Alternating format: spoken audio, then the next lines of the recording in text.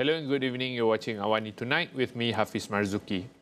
The Companies Commission of Malaysia, or SSM, may revoke the business registration of companies under the Global Equine Services and Business Holdings, or GISB, and its subsidiaries if they are found guilty of violating regulations. Domestic Trade and Cost of Living Minister Dato' Armizan Muhammad Ali says that the ministry, through SSM, is cooperating with the police to assist in investigation against GISB.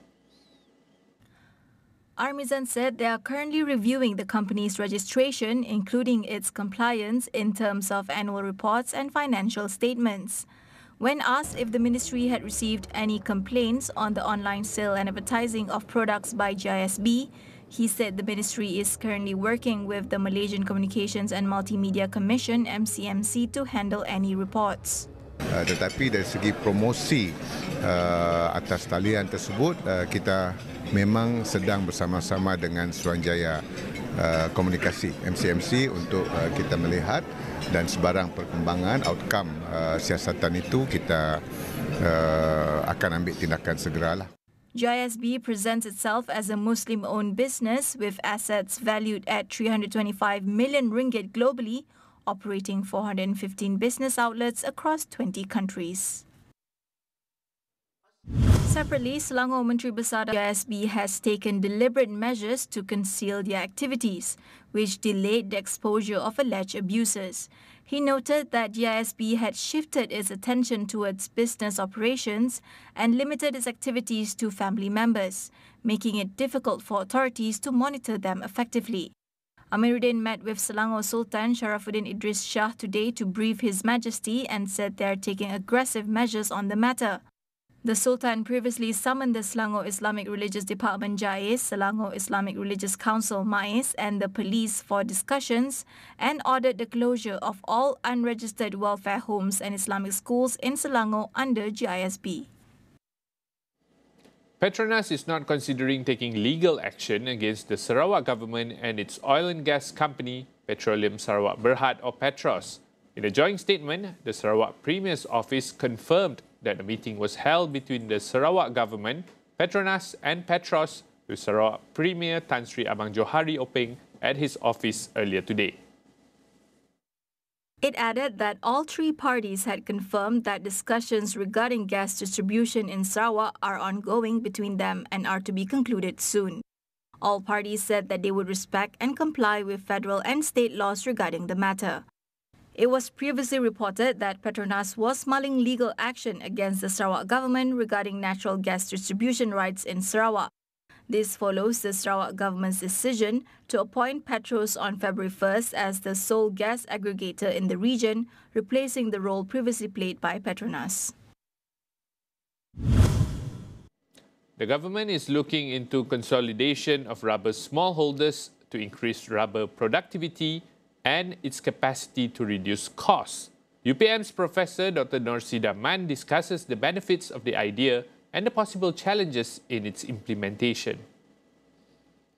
Among the benefit is we can negotiate the price because the smallholders farmers under the consolidation and consolidation will represent them to ask the good price from the manufacturer is one of benefit lah. And then the price guarantee, and then their product will be export. And also, the most important thing, they cannot manage their farm. So, under the consolidation, their farm management will be okay. Everything we do for them. While there is expected pushback from within the rubber smallholders community, Norsida advised the Malaysian Rubber Board to provide clear guidelines and thorough explanations on the initiative to the community. So they need to have many agriculture officer or agriculture extension officer to work and convince the rubber smallholders to explain about the benefit of the consolidation to the farmers. So they need to do social marketing more. MRB need to do social marketing.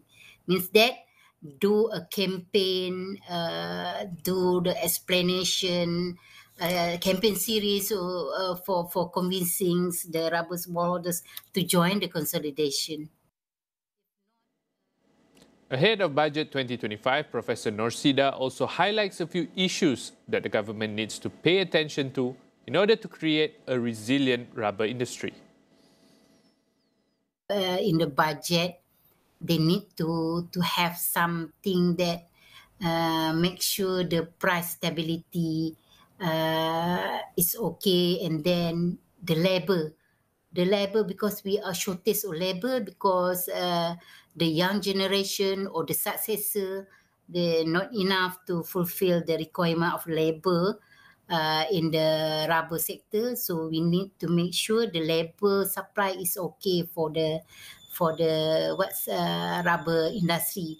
So two things: price, labor, and then we need to increase the number of facility of like a rubber collection center, so that the rubber smallholders can collect their latex, scrap, and bring to rubber collection center.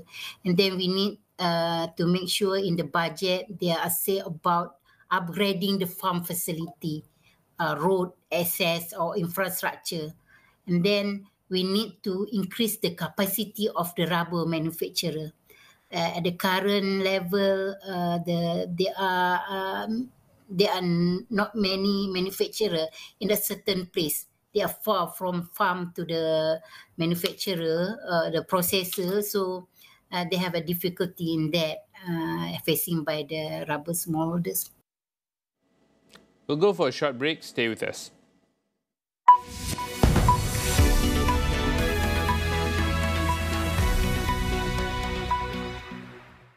Persaingan Liga Super semakin membara.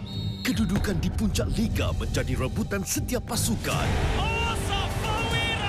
Segala strategi disusun dan diolah rapi. Akhirnya usaha mereka membuahkan hasil demi merealisasikan impian terbilang. Sokonglah sepenuhnya demi Liga kita. Liga Super secara langsung di Astro. Tada! Bukan sahaja kami jual bunga, kami juga menjual benda yang ada kena-mengena dengan bunga. Ada budak baru cuba kacau bisnes kita.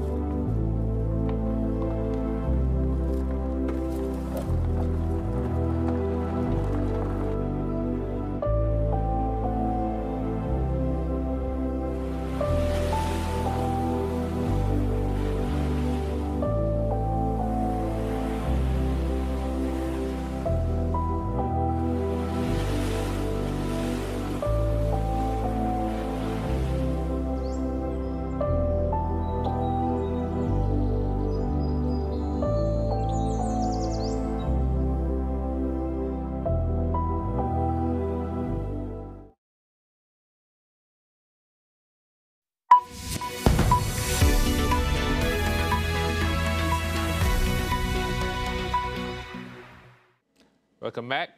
Israel continued airstrikes on southern Lebanon on Tuesday morning, a day after Lebanon's deadliest day in decades. Israel's military said it struck dozens of Hezbollah targets in Lebanon's south overnight after it launched a wave of strikes against the Iran-backed group sites on Monday. Hezbollah said it had attacked several Israeli military targets, including an explosives factory 60 kilometers into Israel. Lebanese authorities said Israeli airstrikes on Lebanon on Monday had killed nearly 500 people and sent tens of thousands fleeing for safety. After some of the heaviest cross-border exchanges of fire since hostilities flared in October as the Gaza war erupted, Israel warned people in Lebanon to evacuate areas where it said the armed movement was storing weapons. Palestinian Prime Minister Mohammad Mustafa slams Israel at the United Nations General Assembly or UNGA in New York, calling the Jewish state's military operation in Gaza as a genocidal war. Mustafa also described the humanitarian situation in Gaza as a catastrophe. As I speak to you, before you, our people in Gaza are enduring one of the darkest chapters in modern history. For nearly a year now, Israel's genocidal war has caused unprecedented loss and suffering and humanitarian catastrophe. At the same time, our people in the West Bank, including East Jerusalem, continue to face systemic threats driven by the escalating settlers' violence, military raids, movement restrictions, and financial siege, withholding of Palestinian tax revenues. We must ensure that Palestine is equipped to cope, adapt, and transform in the face of diverse challenges, preparing ourselves not only to withstand future challenges, but also to build stronger, more resilient nation. Mustafa's comments came as Israel launched airstrikes against Hezbollah targets on Monday, killing 492 people and sending tens of thousands fleeing for safety in Lebanon's deadliest day in decades, according to authorities. After almost a year of war against Hamas in Gaza on its southern border, Israel is shifting its focus to the northern frontier, where Iran-backed Hezbollah has been firing rockets into Israel in support of Hamas, also backed by Iran. Multiple man-made catastrophes that have directly undermined our efforts to achieve justice. Singapore's former Transport Minister, S. Iswaran, has pleaded guilty before a local court to lesser charges of obtaining gifts as a public servant. The 62-year-old was initially charged with corruption, but prosecutors amended these charges at what was supposed to be the start of his trial on Tuesday. Iswaran, who joined the cabinet in 2006, is the first Singaporean minister to be tried in court in the past 50 years. He now faces a fine or up to 2 years in jail for each charge of receiving gifts or gratifications, compared to a corruption conviction that carries a fine of up to $100,000 or up to 7 years in prison. Charge sheets revealed that he was gifted more than $311,882 worth of flights, hotel stays, musicals, and Grand Prix tickets. He was arrested in July last year and was accused of taking kickbacks worth hundreds of thousands of dollars from property tycoon Ong Beng Seng, partly to advance Ong's business interests. Ong, who owns the rights to the Singapore Grand Prix, was arrested last year, along with Iswaran, but has not been charged with any offence. Iswaran had previously rejected the allegations when he resigned from cabinet.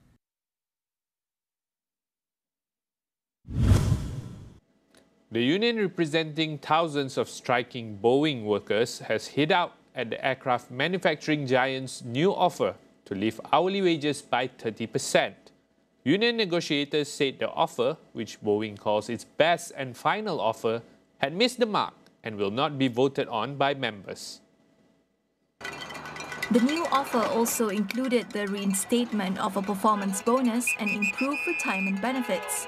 However, the International Association of Mechanists and Aerospace Workers said the offer was not negotiated or discussed with the union. Boeing gave workers until Friday at midnight to ratify it.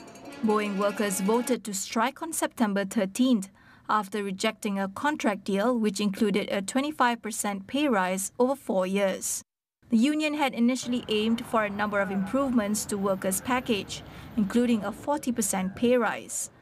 Almost 95% of the union members who produce planes, including the 737 MAX and 777, voted to reject Boeing's initial offer.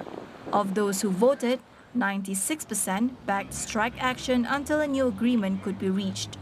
The strike threatens to cost Boeing billions of dollars, deepening the crisis at a company already facing significant challenges.